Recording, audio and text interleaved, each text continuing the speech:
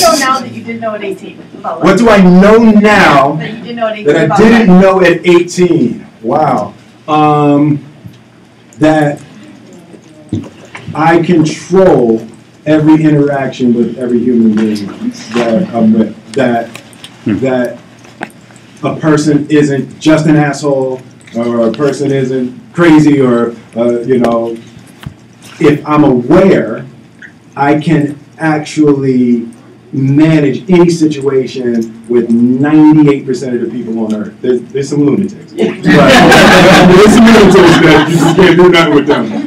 But for the most part, you play a part in every aspect of your life, going the way you want or not going the way that you want. Great answer. Will a lot of actors stay away from their franchises after they reach a certain point? And you've been very supportive. What you mean by a certain point, man?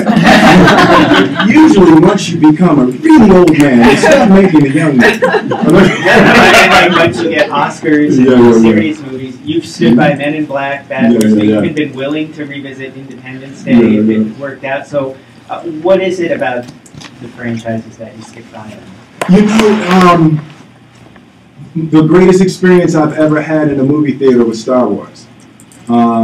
It shaped how I look at the world. You know, my imagination was so small before I went in that movie theater, and there was an explosion that I had. I just couldn't figure out how someone came up with that. And then how could they make me feel like that or watching it? So for me, there's nothing more valuable to me than how people feel in a movie theater about a movie, right? So even more than awards, like that's never been important to me. That's what a small group of people think. For me, it's like the maximum amount of people that can have an experience that will give them some little germ of something to think about or talk about is all that's important to me in making movies. So I like big movies. And the adjustment I'm making in my career right now is the clarity of what we're saying with the movie. Like there has to be an idea, there has to be some message or some statement. You know, for me, with Men in Black 3, we connected to the destructive nature of secrets. Right? And that idea, whether you get that or not, when you look at it and think about it, that's what we're displaying, and then how a relationship can get repaired and go to another level through the exposure of a secret. Are you, iRobot 2 and Bad Boys 2, are you using the same criteria, and are they happening? There was a third. Yeah, everybody, there's, you know, I'm open to it, so all of those producers are looking and trying to make it happen. I'd be surprised if all of those movies happen, but you know, Bad Boys 3 has a really solid idea behind it right now. So, you know, who knows with that? And there, for the most part, I'm just looking for material that resonates. And I love the idea, and why I love science fiction so much is you can sit. I think the closest I've ever been is I Am Legend, where you can sit a performance and a serious idea at the center, and then you have the blockbuster rapping all around it. So like just that's my flavor. That's where I like to play. I like that big landscape. Well, how did you break the ice with Tommy initially? Because I'm just curious, you know. I just kissed him. Tongue kiss. He responds well to that. You should try it when he comes in. Kind of intimidating. Do you feel that? No, you know, it's like Tommy Lee Jones is hilarious, right? Like Tommy Lee Jones. What I would say, I would say most, like if you look at, you know, at the body of his work, the character he's most like is the Fugitive, right? That's how he talks and jokes. I don't care. You know what I mean? It's like that. That is the type of energy that he has. I think that you guys see him in a place where he's like least comfortable. You know?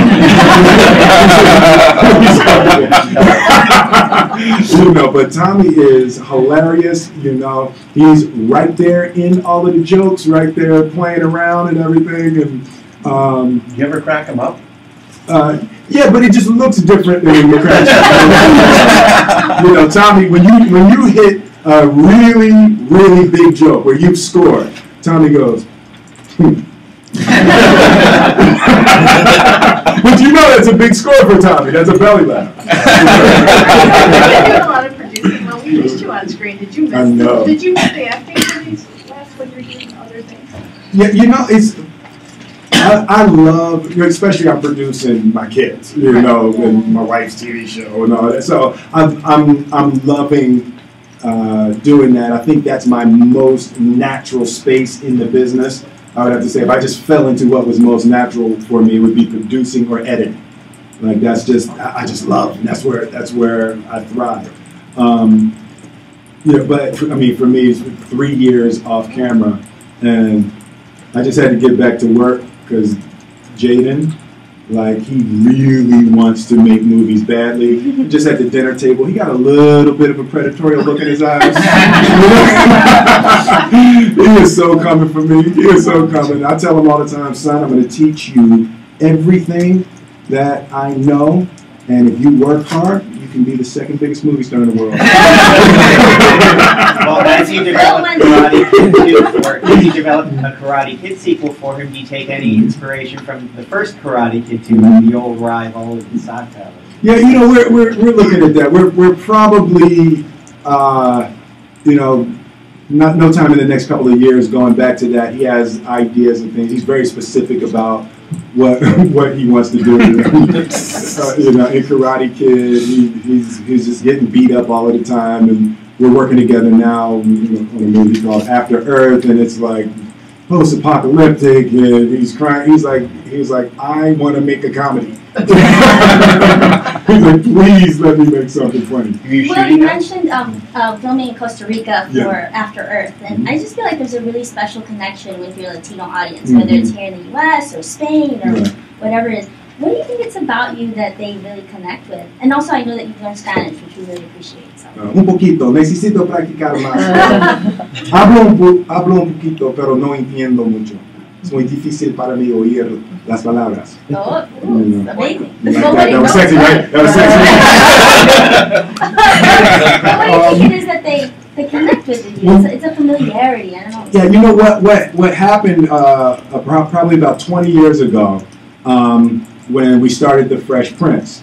There were a troupe of Latin American actors that translated the Fresh Prince, right? But what they did is they didn't just translate it directly, they translated and adjusted some of the jokes that didn't work. They would adjust them for a Latin American audience. So the Fresh Prince of Bel-Air became huge in Latin American countries and in Spain. And when, you know, I went to Mexico City and El Príncipe, and I had no idea that it was that successful, you know, and I just felt so honored by that. Then I started taking Spanish, and, you know, I wanted to be able to communicate back how that made me feel. And how is filming in Costa Rica right now? Oh, that was great. We finished up a couple of weeks ago. Oh, okay. Costa Rica is gorgeous. There's some bugs in Costa Rica that they don't have other places. Well, I know you mentioned you were talking a bit about Jaden, and I know I was watching you on Oprah, and you were telling us about how important it was for you to impart to him that he will not break. I've been asking a lot about failure, and your kids are both in the industry and doing very, very well. What do you teach them about failure particularly, and how you handle your own failures, and about that breaking place? Well, first and foremost is that the idea of failure is a label, right? It has no bearing on what actually happened. You know, what actually happened can turn out to be the best thing that ever happened to you if you decide that it's the best thing that ever happened to you. So for me, the big thing with my kids is you have to control how you label things, because they're going to become what you say it is. You know, so it's very important to me that they understand the power that they have to create the lives that they want. Like, you know, Willow, for example, we getting flack for letting Willow cut her hair. And I just don't, it's so obvious to me that you have a little girl.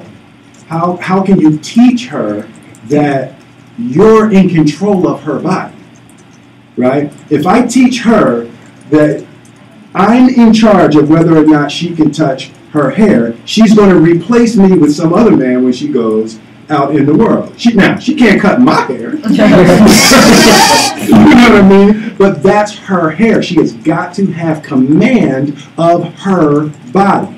You know, so to me, there's things like that. So when she goes out into the world, she's going out with a command that is hers, and nobody, you can't just touch her body if she doesn't want you to touch it, because she's used to it being hers, and she's used to making that decision for herself. So to me, it's more about